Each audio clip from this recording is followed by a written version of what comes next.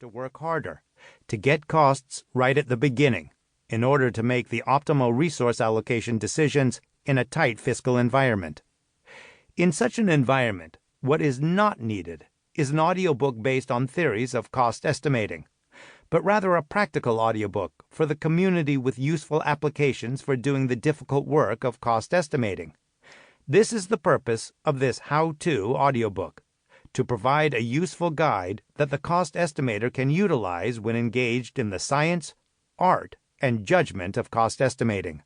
The chapters in the audiobook follow a logical sequence drawing the listener ever more deeply into the practice and process of cost estimating.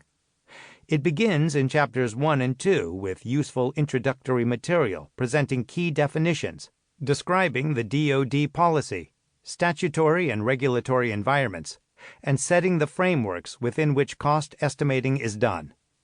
Chapter 3 first explains the non-DoD acquisition process, and then takes the listener into the reality of beginning a cost estimating assignment by discussing cost analysis requirements, methodologies, and processes. Chapter 4 and 5 explain the sources and uses of data, emphasizing the importance of methods for working with different types of data from disparate sources and different time periods. Chapters 6 through 9 will perhaps become the most listened to of the audiobook, explicating, as they do, the statistical methodologies and regressions that are essential to cost estimating. The concept of learning curves, perhaps the most misunderstood aspect of cost estimating, is addressed in chapters 10 through 12. Chapters 13 through 15 then discuss specific topics in cost estimating, use of analogous costing, single variable cost factors, step-down functions, allocation of profit and overhead costs, and software cost estimating. Chapter 16 addresses the critical challenges associated with risk and uncertainty, and considerations when conducting a cost-benefit analysis. The audiobook concludes in Chapter 17 with a summary to tie any loose ends together. Taken together, the chapters of this audiobook provide a one-source primer for the cost estimating professional. It is both an audiobook for learning and an easy-access reference guide for the working practitioner. A final word about the broad applicability of this audiobook. Cost estimating is a discipline interrelated to the other important processes and functions of defense management.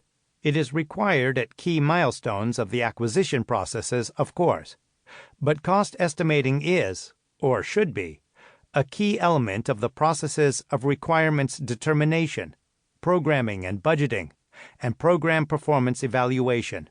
Ultimately, cost considerations must be part of the toolkit for DoD's policy and management leaders. While they may never conduct an actual cost estimate themselves, their capabilities for making decisions will be enhanced by an understanding of how cost estimating is done, its strengths and limitations, and its language and art. This audiobook needs to be on their bookshelves as well. Dr. Douglas A. Brooke. Preface. How did this journey to write a textbook begin? After graduating from the U.S. Naval Academy with a degree in mathematics, I flew helicopters and served in the U.S. Marine Corps for 26 years, piloting the mighty CH-46E Sea Knight, the Battle Frog, during 4 overseas deployments. Along the way, I earned my primary master's degree in operations research from the Naval Postgraduate School. One of my favorite classes while there was in cost estimation, and in particular, I liked the usefulness and practicality of the subject matter.